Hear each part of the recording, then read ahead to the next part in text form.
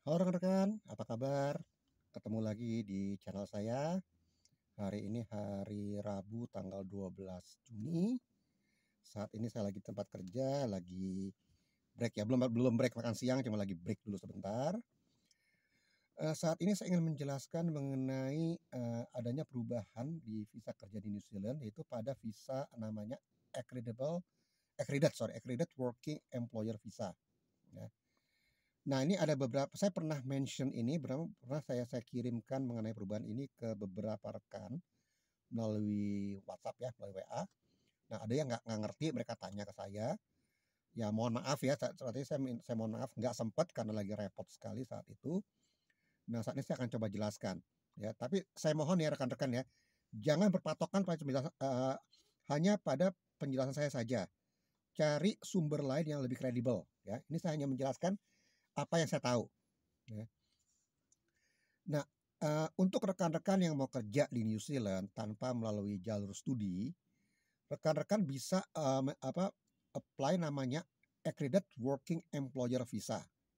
Nah, cuma ada syarat-syaratnya. Syarat pertama adalah rekan-rekan harus cari perusahaan yang mau mensponsori rekan-rekan untuk datang dan bekerja di New Zealand. Ya. Terus yang kedua, dulu adalah syaratnya adalah gaji minimal harus $31 per jam. Lima sekarang yang saya dengar sudah tidak berlaku lagi.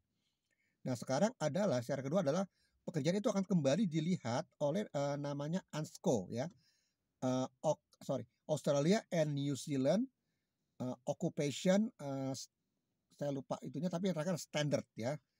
Standard occupation. Jadi dia akan melihat lagi ini masuk nggak dengan standar kerja di New Zealand ya, kemampuan rekan-rekan atau misalnya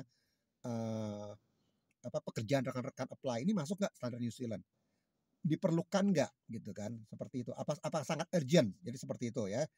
Nah, jadi employer yang akan merekrut pekerja dari luar, nah ini harus mengikuti standar dari ANSCO ini, dia harus lihat ya, seperti itu. Nah, kemudian karena mengikuti dari standar ANSCO, nah pekerjaan ini dibagi oleh level-level gitu. Jadi saya kurang tahu level terendah berapa ya. Ya kalau ada rekan-rekan ada yang tahu, lebih tahu, mungkin bisa tolong ditambahkan di kolom komentar. Mungkin level 4 lah ya, saya nggak tahu. Mungkin level 4 yang rendah. Level 4 sampai tertinggi kalau nggak salah level 7 ya, atau level 8. Saya kurang jelas. Nah, durasi pekerjaan, durasi visa, lamanya visa ini tergantung dari level pekerjaan ini ya. Nah, paling rendah level 4 mungkin cuma sampai setahun. Ya, dapat setahun. Semakin tinggi levelnya itu akan bertambah lamanya visa itu berlaku ya. Dan syarat lain adalah rekan-rekan harus memiliki pengalaman selama 3 tahun di bidang pekerjaan yang rekan-rekan misalnya lamar ya di New Zealand. Katakan begini, misalnya rekan-rekan saya mau ngelamar pekerjaan di hotel, katakan sebagai resepsionis, front office ya biasanya. Nah, rekan-rekan harus punya pengalaman di 3 tahun di bidang yang sama ya. Di bidang yang sama. Itu salah satu syaratnya. Syarat berikutnya untuk level 4 sampai level 5 kalau nggak salah ya. Ya saya juga kurang jelas untuk ini. Rekan-rekan harus punya IELTS ya, skor dari IELTS, makanya harus ambil IELTS itu minimal 4. Ya, itu masih oke lah. Nah, semakin tinggi level kerja rekan-rekan, nah skornya itu akan semakin bertambah. Ya, jadi seperti itu. Nah, berapa paling tinggi? Nah, saya nggak tahu, saya kurang tahu di sini. Ya rekan-rekan, saya nggak begitu mengikuti. Ya. Jujur, sebenarnya saya udah agak males ya mengikuti dan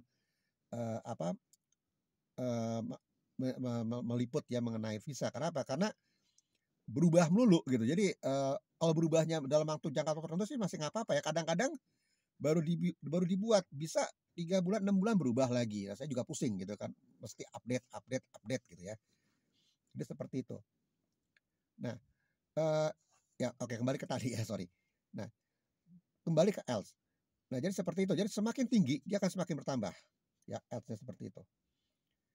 Nah, berapa berapa persen ya, berapa persen kansnya rekan-rekan untuk bisa dapat visa ini? Nah, saya kurang tahu ya, tergantung dari pekerjaannya, apakah itu emang sangat urgent. Misalnya katakan begini ya, katakan begini, saya ini buka usaha, misalnya buka usaha di New Zealand ya, saya bukan bukan bisnismen, buka usaha di New Zealand, dan saya merekrut orang katakan dari Indonesia.